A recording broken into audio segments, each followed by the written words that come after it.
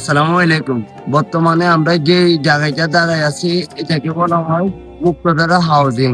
যারা ঢাকার পাশে, ঢাকা মোহাম্মদপুরের পাশে নিরিবিলি জায়গায় ঘুরতে পছন্দ করেন, নিরিবিলি জায়গায় আমি সাজেস্ট করবো তারা এই জায়গাটা আসতে পারেন।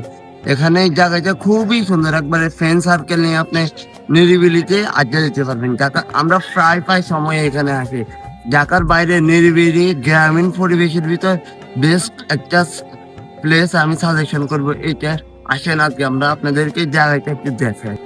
যারা এখানে আসবেন বিকেল বেলায় আসার চেষ্টা করবেন। বিকেল বেলায় এই জায়গাটা অনেক সুন্দর লাগে।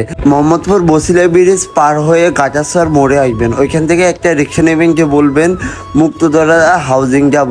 গাজাসর মোড় থেকে মুক্তধারা হাউজিং 70 থেকে 80 টাকা রিক্সা ভাড়া নেবে।